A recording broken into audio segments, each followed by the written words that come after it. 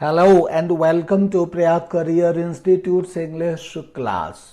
यह video main course of competitive English के लिए है और आज का टॉपिक है meanings and usage of prepositions for exercise 2।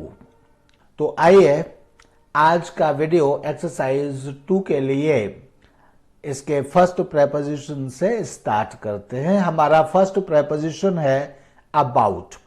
About का प्रयोग किन किन अर्थों में होता है यह मैं बताता हुआ पढ़ता हुआ चलूंगा। About number 1 in connection with. In connection with मतलब के संबंध में।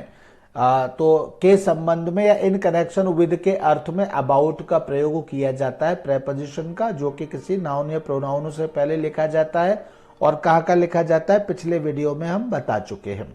Point A, He told me all about the accident। all यहाँ पर all about the accident का मतलब क्या है? about मतलब in connection with the accident,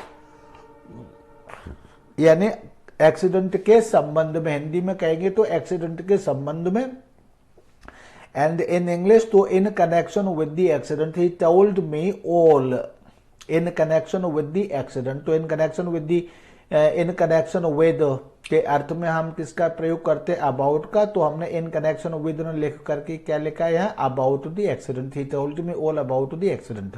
इसी तरह से he is careless about his health. तो यहाँ भी अबाउट का मतलब क्या है? इन कनेक्शन विद हिज हेल्थ, यानी अपनी हेल्थ के बारे में वह केयरलेस है। तो in connection with his health, और हिंदी में के बारे में। What are you talking about? तो यहाँ पे देखिए इंट्रोगेटिव सेंटेंस है। इंट्रोगेटिव सेंटेंस होने के कारण जो प्रेपोजिशन है वह इसके यहाँ लास्ट में लिखा गया है। What are you talking about? इस तरह से लिखा गया है। एंड इसके बाद यहाँ पर क्वेश्चन मार्क लगाया जाना चाहिए, तो वो क्वेश्चन मार्क नहीं है, अब हो गया।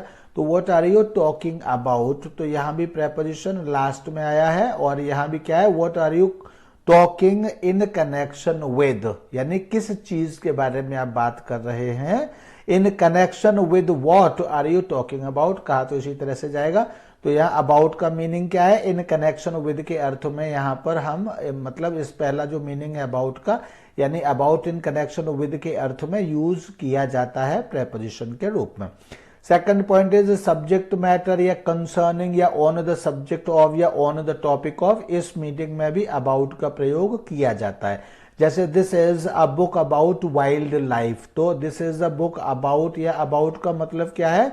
On the topic of wild life या on the subject of wild life या कंसर्निंग वाइल्ड लाइफ या subject matter is related to wild life. तो इस तरह से यह जो बुक है वह वाइल्ड लाइफ के बारे में हिंदी में ऐसे कहेंगे।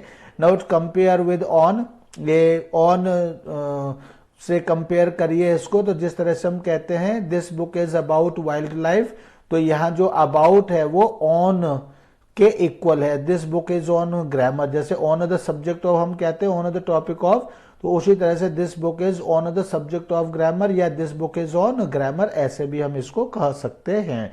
यानी ऐसे भी अबाउट वाइल्ड लाइफ को ऑन वाइल्ड लाइफ भी कहा जा सकता है, या ऑन इस जिस तरह से ऑन ग्रामर लिखा हुआ इस तरह से भी कहा जाता है। थर्ड पॉइंट इज अबाउट का meaning approximate time. Approximate time का मतलब क्या होता है? लिटिल लेस और लिटिल मोर, उसको हम कहते हैं अप्रोक्सीमेट, यानी के लगभग। जब हम कहते हैं फला चीज के लगभग, तब हम उसको अप्रोक्सीमेट कहते हैं। तो mother got back at about 9 PM। तो एट अबाउट 9 PM का मतलब है at approximate 9 PM। At approximate 9 PM का मतलब है कि लिटिल बिफोर 9 PM और may be little after 9 PM, means around 9 PM। तो अप्रोक्सीमेट का मतलब यहाँ पर लगभग होता है। तो लगभग 9 बजे के आसपास माँ आई। तो यह कहने के लिए यहाँ अबाउट का अर्थ यहाँ पर क्या है? अप्रोक्सीमेट टाइम के अर्थ में यहाँ पर यूज हो रहा है अबाउट। तो अबाउट का यह भी एक मीनिंग है। ये आपको प्रेपोजिशन सही से यूज करने के लिए प्रेपोजिशंस के जो मीनिंग्स हैं लगभग ये आपको समझने होंगे। अबाउट का अगला मीनिंग है moving in several directions. Several directions मतलब बहुत सारे डायरेक्शंस में मूव करना, हियर एंड देयर, इधर उधर। तो उसके लिए भी हम अबाउट का प्रयोग करते हैं। जैसे बहुत सारे मतलब विदाउट एनी पर्टिकुलर डिसीजन आप इधर उधर घूमते हैं, कभी किसी डायरेक्शन में कभी किसी डायरेक्शन में, जिसको हिंदी में यहाँ वहाँ इधर उधर कहते, तो उसको भी हम अबाउट कहते। देखिए, she has been travelling about Europe. About Europe means here and there in Europe. तो यहाँ पे अबाउट का मतलब क्या है, इधर उधर यहाँ वहां, मूविंग इन सेवरल डायरेक्शंस। तो इस मीनिंग में भी अबाउट का प्रयोग किया जाता है। Note, about and around are interchangeable in this sense. इस सेंस में जैसे अबाउट यूरोप कहा गया है, तो अबाउट यूरोप को हम अराउंड से भी चेंज कर सकते हैं, और अबाउट यूरोप की जगह हम इसको अराउंड यूरोप भी कह सकते हैं। यानी दोनों के जो अर्थ हैं वो इंटरचेंजेबल हैं, एक की जगह दूसरे को हम लिख सकते हैं इसी तरह से। Next point is, next preposition is above. अभी तक हम अबाउट के बारे में पढ़ रहे थे और अब हम अबव। तो अबव का प्रयोग कहाँ होता है? अबव का प्रयोग होता है a position higher than something. अगर कोई पोजीशन है जो किसी चीज से ऊंची है तो हम उसको कहते हैं अबव। अगर कोई चीज किसी चीज से ऊंची है तब हम उसको अबव कहते हैं। जैसे हमारी टेबल भी फर्श पर रखी हुई है एंड एक स्टूल है वो भी फर्श पर रखा हुआ है, तो यहाँ टेबल इससे ऊंचा है, स्टूल से ऊंचा है, तो टेबल के लिए हम अबव कोई बात कहेंगे तो अबव का प्रयोग कर सकते हैं। जैसे for example, water rose above her neck. तो पानी भी देखे, एक ही तल से जब दो चीजें ऊपर की तरफ आती हैं और एक ऊपर चली जाती है दूसरी नीचे चली जाती है, रह जाती है, तब हम उसके लिए अबव का प्रयोग करते हैं। तो water rose above her neck, यानी पानी जो था उसके गर्दन के ऊपर चला गया। तो पोजीशन हायर देन समथिंग का मतलब होता है से ऊपर या के ऊपर।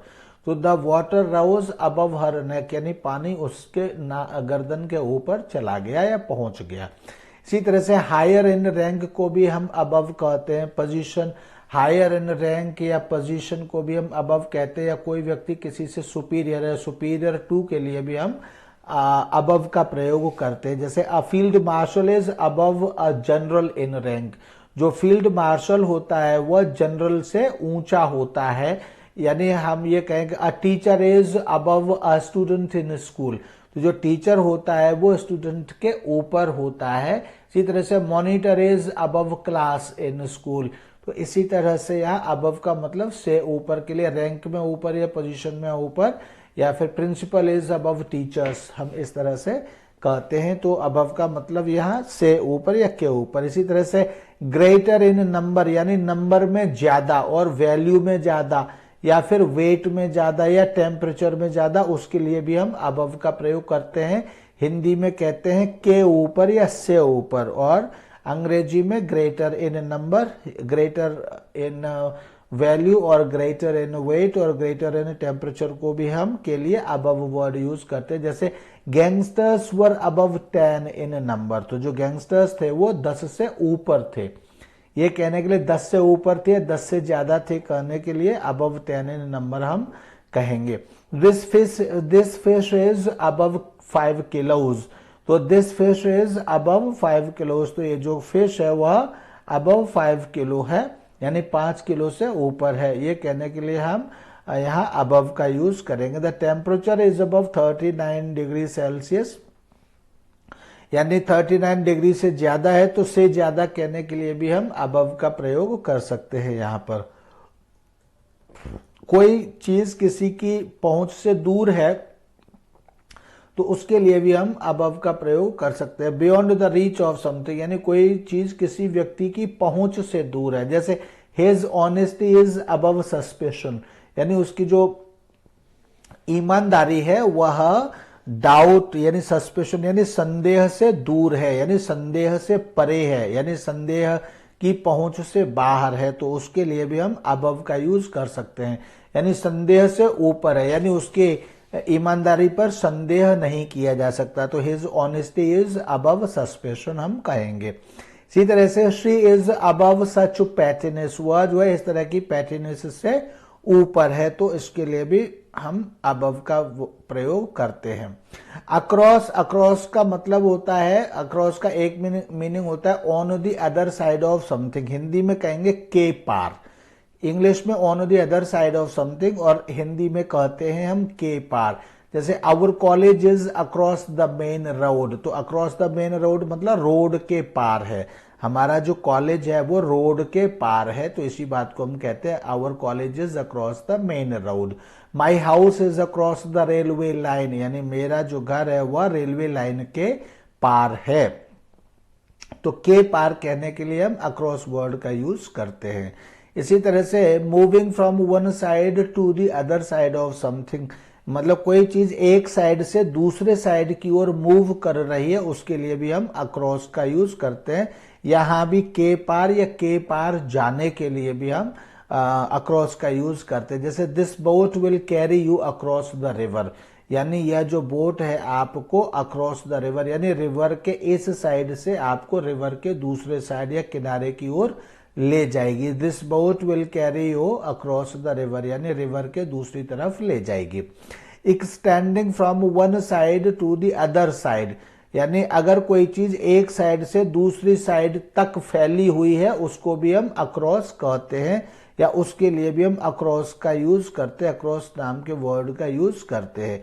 There is a rainbow across the mountains, मतलब वो माउंटेन्स के जहां से शुरुआत हुई है एक तरफ से लेकर माउंटेन्स के दूसरे तरफ तक रेनबो दिखाई दे रहा है, तो हमने कहा ये फैला हुआ है, तो हमने कहा there is a rainbow across the mountains, यानी माउंटेन्स के पार या माउंटेन्स भर में रेनबो है।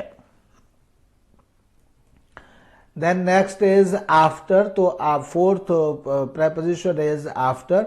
तो आफ्टर का प्रयोग किस लिए होता है, एक तो टाइम के अर्थ में यानी समय के अर्थ में आफ्टर का प्रयोग होता है, जहां पर टाइम, तो टाइम का मतलब क्या है, लेटर देन, लेटर देन मतलब के बाद। तो आफ्टर की हिंदी अगर कहेंगे या समझेंगे तो इसकी हिंदी तो होती है के बाद, यानी कि टाइम दिखाने के लिए इसकी हिंदी क्या है, के बाद, और इंग्लिश में क्या कहेंगे, लेटर देन। जैसे for example she came here after 8 AM, तो she came here after 8 AM का मतलब है कि she came here later than 8 AM, यानी 8 बजे के बाद। इसी तरह से she came here after breakfast, अगर हम कहेंगे आफ्टर ब्रेकफास्ट इसका मतलब later than breakfast, later than breakfast का मतलब है ब्रेकफास्ट के बाद। इसी तरह से I am going home the day after tomorrow, तो I am going home the day after tomorrow का मतलब क्या है, later than tomorrow, the day later than tomorrow, यानी कल के बाद। तो इसका मतलब आफ्टर का मतलब क्या है, के बाद।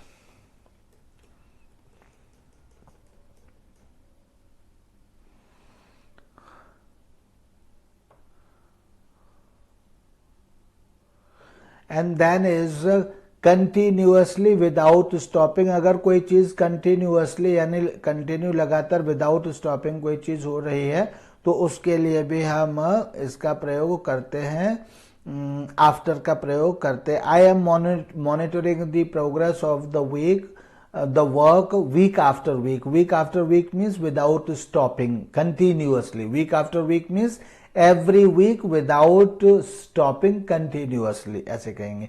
तो I am monitoring the progress of the work week after week means without stopping every week continuously. Most people catch the same bus to work day after day, day after day means every day, रोज आना एक ही बस को catch करते हैं, पकड़ते हैं अपने job पर जाने के लिए। To go to work means to go to work, यानी काम पर जाने के लिए एक ही बस रोजाना पकड़ते हैं। तो यहाँ जो डे आफ्टर डे यानी का मतलब क्या है, उसी आफ्टर के बाद उसी टाइम को हमने रिपीट कर दिया, यहाँ इसका मतलब है कंटिन्यूअसली। वीक आफ्टर वीक मतलब every week continuously, day after day मतलब every day continuously.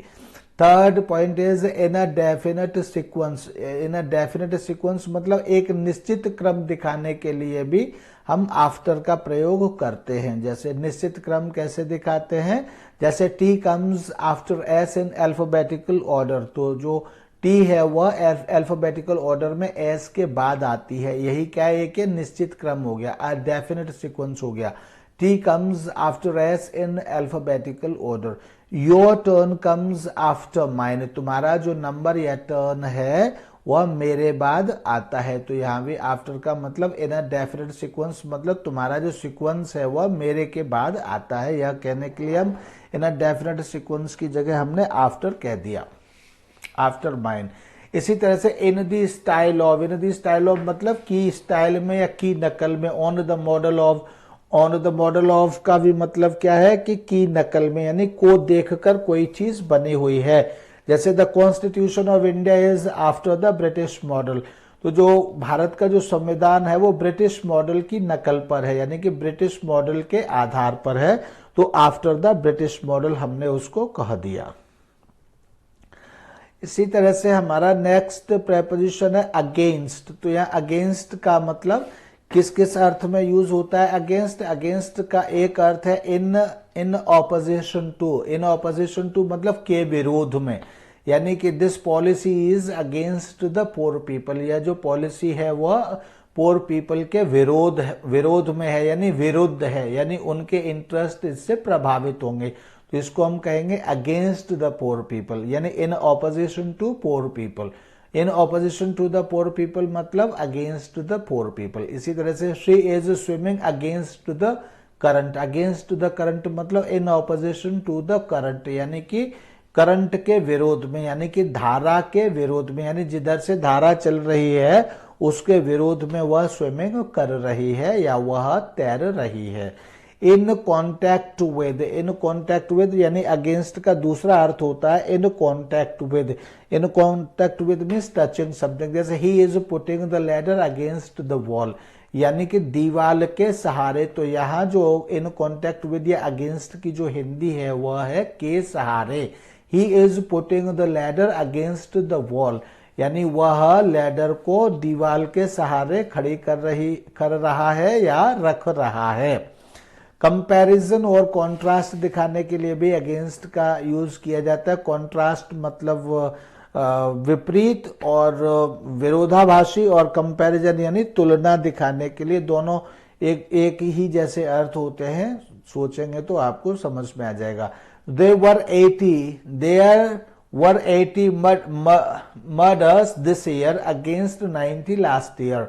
There were 80 murders this year. इस साल 80 मर्डर हुए थे अगेंस्ट 90 लास्ट ईयर, मतलब in the comparison of 90 last year, यानी लास्ट ईयर के जो मर्डर हुए थे वे 90 थे और उसकी तुलना में इस बार जो मर्डर हुए थे वह 80 थे। तो कंपैरिजन मतलब कंपैरिजन करने के लिए यहाँ अगेंस्ट का यूज किया जाता है। अगेंस्ट मतलब इन द कंपैरिजन ऑफ आप कह सकते हैं, या कॉन्ट्रास्ट मतलब के विरोध में, यानी 90 के विरोध में कितने मर्डर्स हुए? 80 हुए। तो इस तरह से कंपेयर करने के लिए या कॉन्ट्रास्ट दिखाने के लिए भी हम अगेंस्ट का प्रयोग कर सकते हैं। अगेंस्ट का प्रयोग इन ऑपोजिशन टू के लिए करते हैं, यानी के विरोधाभासी दिखाने के लिए अगेंस्ट का प्रयोग करते हैं। किसी चीज से कोई संपर्क है उसके लिए भी हम अगेंस्ट का उपयोग करते हैं। कंपैरिजन के लिए अगेंस्ट का उपयोग करते हैं। और इन प्रिवेंशन ऑफ समथिंग, यानी किसी चीज की रोकथाम के लिए भी हम अगेंस्ट का प्रयोग प्रेपोजिशन के रूप में करते हैं। जैसे this is an effective injection against cholera, यानी कोलरा के विरोध में। कोलरा के विरोध में मतलब in the prevention of cholera. This is an effective injection, ये इफेक्टिव इंजेक्शन है अगेंस्ट कोलरा, कोलरा के विरोध में, यानी कि in prevention of cholera. In prevention of something मतलब in prevention of cholera, this is an effective injection. ये अच्छा प्रभावी इंजेक्शन है कोलरा की रोकथाम करने के लिए। तो रोकथाम करने के लिए मीन्स अगेंस्ट कोलरा हम यहाँ कह सकते हैं। देन इज एज का प्रयोग कहाँ होता है? एज का प्रयोग होता है used to describe somebody something appearing to be somebody something. हम किसी चीज को इस तरह से डिस्क्राइब करने में कि वह कोई चीज फला चीज की तरह दिखती है, ये डिस्क्राइब करने में हम एज का प्रयोग करते हैं। जैसे the bomb was disguised as package, यानी कि बॉम्ब को छिपाया गया था। डिस्गाइज्ड मतलब उसको रंग रूप आकार प्रकार देकर के इस तरह से छिपाया गया था जैसे कि वह कोई पैकेज हो। तो इस तरह से एज अ पैकेज मतलब पैकेज के रूप में, एज अ पैकेज मतलब पैकेज के रूप में उसको छिपाया गया था। तो हम यहाँ क्या कह रहे हैं कि कोई चीज कैसी दिखती है, तो ये मतलब जो बॉम्ब है वो बॉम्ब क्या बना दिया गया, पैकेज बना दिया गया, यानी बॉम्ब कैसा दिखने लगा, पैकेज जैसा दिखने लगा। सेकंड जो मीनिंग है एज का, used to describe the fact that somebody something has a particular job और फंक्शन, यह दिखाने या बताने के लिए किसी व्यक्ति या वस्तु का कोई पर्टिकुलर जॉब या कोई पर्टिकुलर काम है, फंक्शन है, ये दिखाने के लिए भी हम एज का प्रयोग करते हैं। जैसे she works as a courier, so she works as a courier means she has a job of a courier, यानी कि वो जो कुरियर की तरह काम करती है। Treat me as a friend, यानी मुझे फ्रेंड की तरह ट्रीट करो, तो एज मतलब की तरह, एज मतलब यहां पर की तरह, treat me as a friend, मुझे फ्रेंड की तरह ट्रीट करो। तो इस तरह से एज का मतलब क्या होता है, एज का मतलब होता है कि एक तो के रूप में कोई दिखाई देना, दिखना या दिखाई देना, दूसरा है कि आपके अपना व्यवसाय बताने के लिए भी हम एज का प्रयोग कर लेते हैं कि हम हमारे पद पोजीशन क्या है और हम कैसे काम करते हैं, वो दिखाने के लिए भी हम एज का प्रयोग कर लेते हैं। And these were the 2 points. अब है बात 7, next point is eight.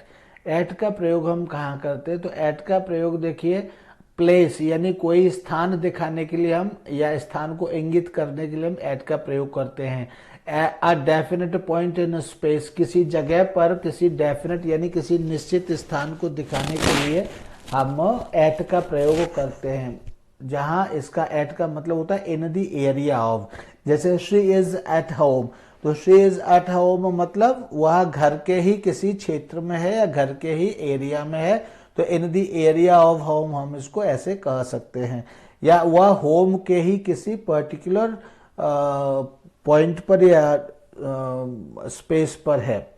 He is at the cinema मतलब he is in the area of cinema, he is near the cinema, ऐसे भी कह सकते हैं। इस तरह से डेफिनेट पॉइंट मतलब के आसपास ये है।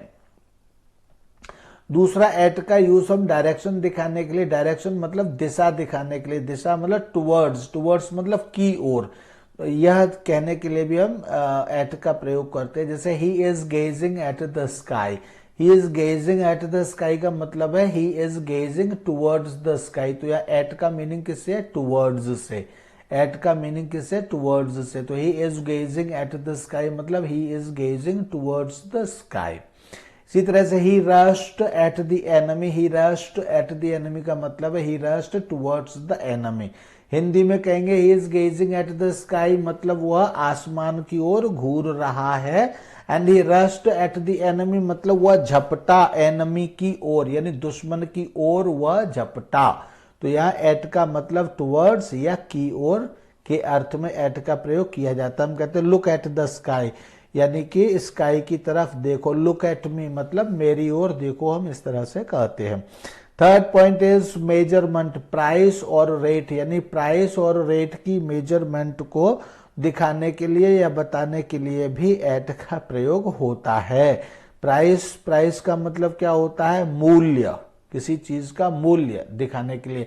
और रेट का मतलब होता है दर, किस दर से कोई चीज हो रही है। जैसे for example bananas sell at 10 rupees a dozen, तो ये क्या है, ये दर है, ये क्या है, दर है। तो एट 10 रुपीज यानी दर दिखाने के लिए हम एट का प्रयोग करते हैं। The train is running at 80 kilometres, तो ये जो एट 80 है ये क्या है, सॉरी ये एट 10 रुपीज, एट 10 रुपीज तो प्राइस है। रेट भी कह सकते हैं कि पर रुपीज अ डजन यानी एक डजन का, तो प्राइस और रेट इसको दोनों ही कह सकते हैं, लेकिन 80 किलोमीटर्स को इसको क्या कहेंगे, इसको रेट ही कहेंगे, प्राइस नहीं कहेंगे। The train is running at 80 kilometres per hour, तो ये क्या है, यह रेट है, उसकी स्पीड है। तो इसलिए यहाँ इसके साथ एट का प्रयोग इस अर्थ में किया जाता है।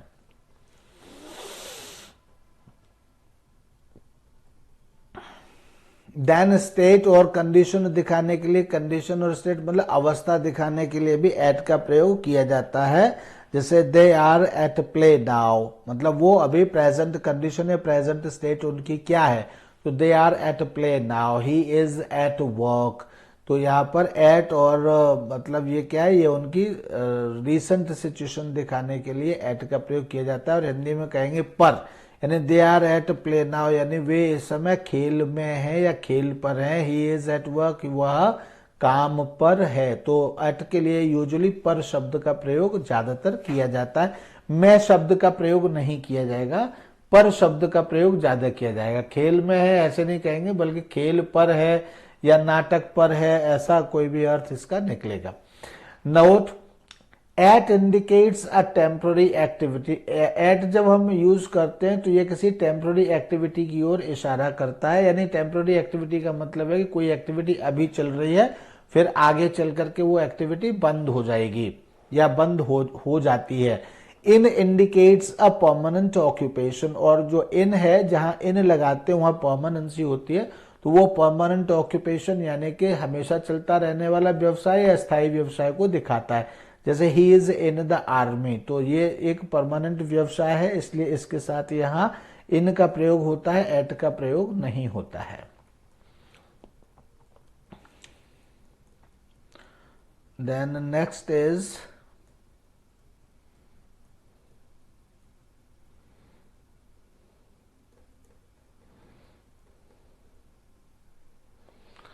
इसके बाद है एट का प्रयोग रिएक्शन दिखाने के लिए एट का प्रयोग किया जाता है। रिएक्शन दिखाने के अर्थ में एट का प्रयोग किया जाता है। जैसे I am delighted at your success, तो मेरा तुम्हारी सक्सेस से रिलेटेड मेरा जो रिएक्शन है वो क्या है, डिलाइटेड। तो डिलाइटेड एट योर सक्सेस, तो यहाँ तुम्हारी सफलता पर, हिंदी में इसका अर्थ होता है सफलता पर मुझे खुशी है। इसी तरह से एट द न्यूज, यानी समाचार पर मुझे खुशी है। He was alarmed at the news, तो ये जो अलार्म्ड क्या है, ये एक रिएक्शन है। वो रिएक्शन दिखाने के लिए भी एट का प्रयोग किया जाता है। यानी जब हम कोई रिएक्शन दिखा रहे, I am delighted, I am angry, I am fed up, तो ये फेड अप, एंग्री, डिलाइटेड क्या है, ये सभी रिएक्शन है। At your success, at your behaviour, तो जब भी हम ऐसे कोई रिएक्शन देंगे तो रिएक्शन के बाद हम उसका रीजन भी देना है या किस चीज से हमें ये रिएक्शन है, तो उस रीजन को देने के लिए हम एट का प्रयोग यहां पर करते हैं। वी वर अम्यूज्ड, तो अम्यूज्ड किस चीज पर, एट हिज फनी स्टोरीज, तो यहाँ पर हम रिएक्शन के जो रीजन्स है उनके लिए हम उनको इंट्रोड्यूस करने के लिए एट का प्रयोग यहाँ पर करते हैं। इसके बाद एज बताने के लिए भी एट 90, यानी 90 की उम्र पर या 90 पर या 90 के पास, तो at 90। Sridhar is hale and hearty, Sachin at 90, Sridhar is hale and hearty, इस तरह से है पूरा सेंटेंस। तो एट 90 मतलब एट द एज ऑफ 90। इस एट 90 का मतलब क्या है, इस एट 90 का मतलब है एट द एज ऑफ 90, यानी 90 की उम्र में। इसी तरह से सचिन बिकेम फेमस एट 27, तो यह एट 27 का मतलब क्या है, at the age of 27 Sachin became famous. Sachin famous हो गया, कब हो गया famous, at the age of 27 की एज में। इसी तरह से seventh point is time, time को दिखाने के लिए भी एट का प्रयोग किया जाता है। पॉइंट इन टाइम, यानी टाइम में किसी पॉइंट को दिखाने के लिए एट का प्रयोग किया जाता है। यहाँ देखेंगे एट के साथ में क्लॉक टाइम आता है। क्लॉक टाइम क्या होता है, 9 बजे, 10 बजे, 11 बजे, 12 बजे, 1 बजे, 2 बजे, 3 बजे। तो at 4 o'clock, at 5 o'clock, at 6 o'clock, at 7 o'clock, at 8 o'clock, at 9:30, at 12:30, at 12 o'clock, at 1 o'clock। इस तरह से जो क्लॉक टाइम होता है उसके साथ एट आता है। इसके साथ ही एट डॉन और एट नाइट भी हम यूज करते हैं, लेकिन इनका प्रयोग हम एट डॉन और एट नाइट हम तब प्रयोग करते हैं जब उसके साथ दी नहीं आया होता है। तो ऐसे ही जब क्लॉक टाइम यूज करते हैं एट 9 o'clock, एट 10 o'clock, तो उनके साथ कभी भी दी नहीं आता है। इसी तरह से एट डॉन और एट नाइट अगर हम इस तरह से यूज करेंगे तो उसके साथ दी नहीं आएगा, ये ध्यान रखेंगे। एट नून और मिड डे और मिड नाइट भी हम यूज करते हैं और उनके साथ भी दी नहीं आता है। इसी जैसे for example the plane lands at 7 o'clock, तो यहाँ घड़ी का टाइम हो गया, क्लॉक का टाइम हो गया 7 o'clock, तो उसके साथ एट 7 o'clock और इसके साथ दी नहीं आया। He left for France at night, not at the night or at the night नहीं कह करके he left for France at night, इस तरह से हम कहते हैं नाउट। In is used with morning और इवनिंग और आफ्टरनून प्रिसीडेड बाय दी, यानी कि अगर इवनिंग, आफ्टरनून और मॉर्निंग के साथ दी आया हो तो तब उसके साथ हम इन का प्रयोग कर सकते हैं, जैसे in the morning, in the evening, in the afternoon. इस तरह से अगर इनसे पहले दी आया हो, मॉर्निंग से पहले दी आया हो, इवनिंग से पहले दी आया हो और आफ्टरनून से पहले दी आया हो तो उसके साथ हम इनका प्रयोग करेंगे, अदरवाइज एट। यूजुअली इनके साथ इनका ही प्रयोग होता है इस तरह से। In the evening we will visit the zoo, not in evening, हम इन इवनिंग नहीं कहेंगे, इन दी इवनिंग कहेंगे। यानी जब इन यूज करते हैं इनके साथ तो हम दी लगाते हैं। किस किस के साथ लगाते हैं? मॉर्निंग, इवनिंग और आफ्टरनून के साथ। तो यह एक्सरसाइज यहीं तक थी और इससे आगे जो 8 पॉइंट बिफोर है ये नेक्स्ट एक्सरसाइज के लिए डिसाइड किया गया है। नहीं, नेक्स्ट के लिए नहीं है, इसी के लिए है। इसको हम पूरा करेंगे तभी नेक्स्ट पर जाएंगे। तो नेक्स्ट पॉइंट है बिफोर। बिफोर का मतलब है के पहले। तो के पहले का मतलब से पहले या के पहले। जैसे फॉर एग्जाम्पल टाइम, टाइम का यहाँ टाइम के अर्थ में बिफोर को हम किस अर्थ में यूज करते हैं? टाइम के लिए अर्लियर देन। अर्लियर देन मतलब से पहले। और ये जो अर्लियर देन या से पहले का जो और अर्थ होता है क्या होता है? Opposite of after. यानी ये आफ्टर का ये विलोम शब्द होता है बिफोर। बिफोर जो है यहाँ पर टाइम के रूप में या टाइम के लिए यह आफ्टर का विलोम या आफ्टर का ऑपोजिट होता है। जैसे for example I can't leave home before breakfast. तो हम ब्रेकफास्ट के बाद जैसे कहते हैं उसी तरह से ब्रेकफास्ट से पहले। यानी आई कांट लीव होम, मैं घर नहीं छोड़ सकता बिफोर ब्रेकफास्ट, यानी ब्रेकफास्ट से पहले मैं घर नहीं छोड़ सकता। इसी तरह से पोजीशन, दूसरा अर्थ होता है पोजीशन। तो पोजीशन में इसका अर्थ क्या होता है? बिफोर का इन फ्रंट ऑफ या ऑपोजिट ऑफ बिहाइंड। ये जो बिहाइंड के ऑपोजिट के रूप में इन फ्रंट ऑफ का मतलब क्या होता है? ऑपोजिट ऑफ बिहाइंड, यानी बिहाइंड के ऑपोजिट, यानी विलोम शब्द के रूप में जो पोजीशन बनती है उसी को हम इन फ्रंट कहते हैं। तो जैसे he knelt before the king, तो he knelt before the king मतलब he knelt in front of the king, यानी किंग के सामने वह झुका। तो बिफोर द किंग का मतलब क्या है? ही knelt in front of king, यानी किंग के बिहाइंड नहीं बल्कि किंग के आगे, वह राजा के आगे झुका। तो एक तो झुका, एक तो बिफोर का मतलब अर्लियर देन भी होता है, यानी से पहले। ठीक है, जैसे before morning, before breakfast, before 8 o'clock। एक तो बिफोर का मतलब यह भी होता है। दूसरा बिफोर का मतलब इन फ्रंट ऑफ भी होता है, के सामने। जैसे before the king, before the lion, before me, before his father, इस तरह भी, यानी के सामने और इन front of. Third point, third meaning होता है in the presence of someone, यानी बिफोर का तीसरा अर्थ क्या होता है? In the presence of someone, यानी किसी की उपस्थिति में, किसी की उपस्थिति में। In the presence of someone यानी किसी व्यक्ति की उपस्थिति में। या और हिंदी में उपस्थिति में इसी का अर्थ के पहले या के सामने। जैसे the accused stood before the जज, यानी जो अक्यूज्ड था वह जज के सामने स्टूड मीन्स खड़ा हुआ। The clown performed before the audience, यानी क्लाउन ने ऑडियंस के सामने परफॉर्म किया। यानी इन दी प्रेजेंस ऑफ ऑडियंस कह सकते हैं, प्रेजेंस की, ऑडियंस की प्रेजेंस में क्लाउन ने परफॉर्म किया, ऐसे भी कह सकते हैं। या फिर ऑडियंस के सामने परफॉर्म किया, ऐसे भी कह सकते हैं। अर्थ यही है। फोर्थ पॉइंट इज ऑर्डर और अरेंजमेंट के अर्थ में भी बिफोर का प्रयोग ऑर्डर और अरेंजमेंट के अर्थ में ऑपोजिट ऑफ आफ्टर के रूप में। जैसे the salutation comes after the address in a business letter.